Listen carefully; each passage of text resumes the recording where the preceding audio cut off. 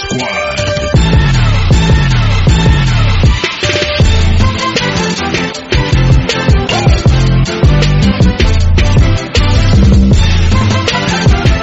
So we playing them in the last play. He says to James Worthy, he says, "You guys don't have to worry about it. I'm gonna go right over there that corner." He said, "They're gonna set a screen for me. We're taking the ball out." He said, "I'm gonna curl right over," and he's telling us to play. He's telling us to play before they even take it out. He said, "I'm gonna go right over to that corner and I'm gonna catch it, I'm gonna shoot it, and I'm gonna tie the game or win the game, whatever the case may be." They take the ball out, and I think it was either Danny or DJ, the late great DJ. Yeah. Take the ball out, the man curl right to the corner, caught the shot a three, game over. It's like, are you effing kidding me? Go to shake his hand. I'm a rookie. I'm playing against the Boston Celtics in the Boston Garden. Go shake. And Larry put both hands behind his back. He wouldn't shake my hand. I said, okay, he's just getting into the game. In the first play of the game, he said, "You don't even belong in this league, Holmes." And he shoots a three. Now, I wasn't mad that he made the three. But I said, "There's something, this called me Holmes." and he came down and did it again, so I'm pissed, you know. So the next time down, see me on the breaking that pitch, and I jump up and I throw it down on him. I mean, he fouls me. And he said, "Hey, Rook, I like you. You got heart." He said, "But I'm still getting 30 on your ass." I mean, that's who he was. But that was the only time he ever talk trash to me, because he respected me, because he knew that I was going to keep coming. That really taught me something, you know. If you wasn't prepared to play against guys like that, you got embarrassed. I always tell this story about Larry Bird. I remember him, he was cursing under his breath. And I asked him, I said, "Larry, what's going on with you?" He says, "You guys are being disrespectful to me." And I says, "What are you talking about?" He says, "You guys are putting a white guy on me." That's disrespectful. Wait, who's the white guy you put on him? I can't remember who it was. I just started laughing. I had no comeback. But he says, "It's disrespectful when y'all put a white guy on me." And I'm sitting there like, I'm laughing in the middle of a game. Larry Bird told Robert Reedy the other day that he should have stayed in preaching. That was funny. He had 50 points. And you know, Larry Bird ain't never playing no great defense. He like sagging off a little bit. So he tell the guy, "You can't shoot, but I'm not worrying about guard you." I said, "Man, shoot it in the face, shoot it." Mark hit a three-pointer on Larry Bird and said, "Take a look at that." And Bird just came right back and hit three-pointers in a row, and just basically said to him, and we all heard it, that you're out of your league. Or he'd say, "Danny, give me the ball," or "DJ, give me the ball. I got this guy in the torture chamber down here." Why the guy was standing right there listening to him say it. The baller went to Larry, and Isaiah was all out of whack. He had the ball at three-point range. He goes, hey, who's guarding me?" Everybody looked around. He just stood there, held the ball, and Isaiah said, he ran out there and just shot it, three-pointer.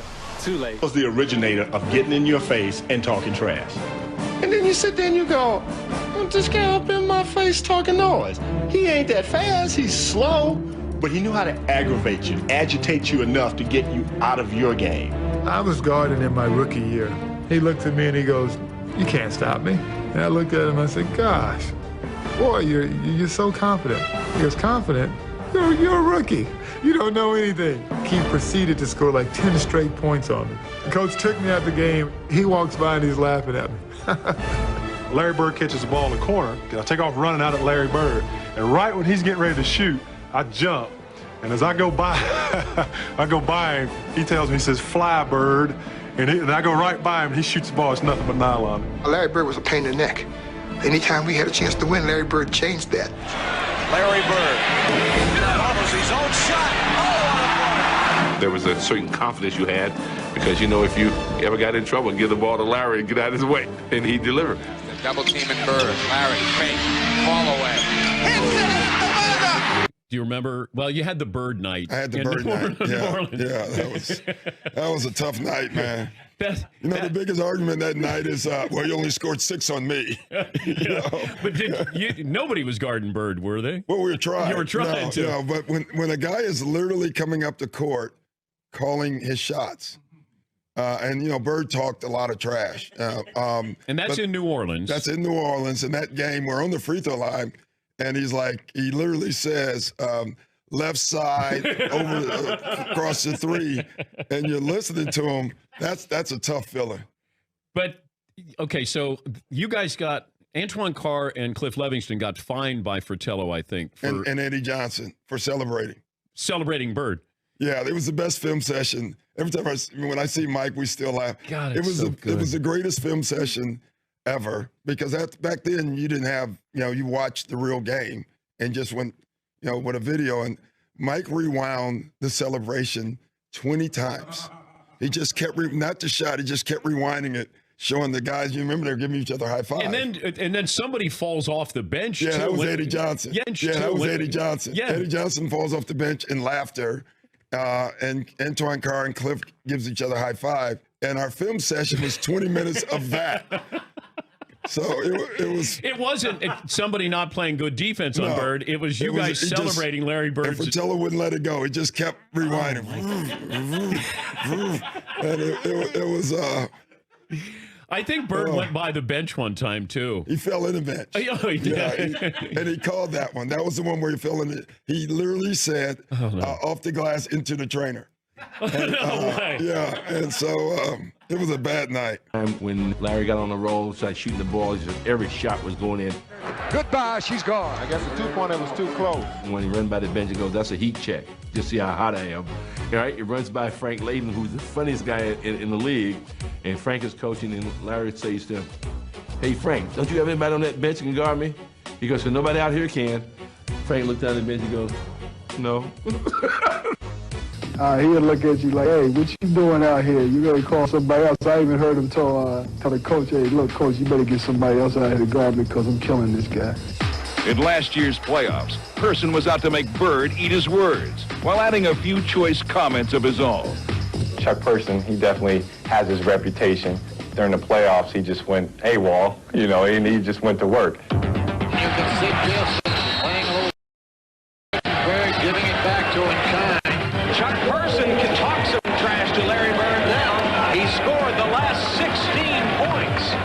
Chuck and Larry down low, greeting one another once again. Bird, he has caught fire. Person. And had something to say afterwards. And look at Bird. Person didn't dare look at him. Yeah, it is a little special because I've known Chuck for a while and we've always had run-ins, but it always seems like I get the last word. Bird's ability to get the final word has made for many a magic moment. And this week, we relive a game when Larry was in rare form and Xavier McDaniel was eager to lend an ear. Tie game, 13 seconds to play. Celtics basketball, no shot clock. They called a timeout. He said, "You know I'm going to get it." And I said, "I know, I'm going to be waiting." I'm going to timeout, I'm going for a play, and I said, "All right, this is what we're going to run." All right, then as you get the ball, you go over here and pass to Kevin, then you go to the corner. Then Robert, you come over. Then about that time, Larry steps in and says, "Coach, why don't you just give me the ball and tell everybody to get out of the way?" Now, after the timeout, we walk back on the court, and Larry's going down to his position, so he tells Xavier, he says, "I'm getting the ball." Yeah, he said, "I'm going to get it right here. I'm going to shoot it right in your face." 10 seconds. 5, and Bird has the basketball. Look out. 2 seconds on the clock. And, he was like, "I didn't mean to leave 2 seconds on the clock." And I walked back to the sideline like, damn. Larry Bird, just phenomenal the way that he will contribute in the clutch time. Larry was complaining to the refs, and I was complaining to the refs, and the next time down the court, he got in my face. I was up 38-6. That's how I summarize it. The '84 Olympic team was playing an exhibition game against a bunch of pros, including Larry Bird, and they were in the warm-ups. And a ball bounced down from the college end of the court to the pro end. And Michael Jordan went down to chase it. The ball happened to be picked up by Larry Bird. And Michael went up a few feet away from Larry Bird and held out his hands. And Bird took the ball and fired it back down the court over Jordan's head, as if to say, "You're not only not getting this ball, I don't give a damn who you are." Larry Bird knows exactly who this guy is and what's going to happen in the next few years. and he wants to get every edge he can get right now. I got a pulled hamstring, so I'm not playing tonight. He walks down to me.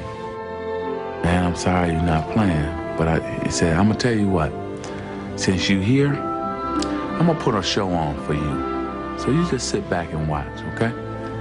And I'm like, man, get out of my face, man. I wanna hear that. You know, that's Celtics and the Lakers. Every time he hit one, he look at me. I remember we were playing Washington in Washington one night, and Larry just hit what would have been the game-winning shot, but KC called timeout. It won't count. It does not count. Boston had called a timeout. Larry came back to the bench, and he was a little upset. He looks at the bench and says, hey guys, when I come back after timeout, I'm going to go right to the same spot, and I'm going to kick it in. He told Washington, I'm going to get the ball. 2 seconds left. The Bullets by 1. Aims to Bird. He gets a good shot in the Celtics winner. Boy, this is something else. Incredible. And Bird wins it at the buzzer.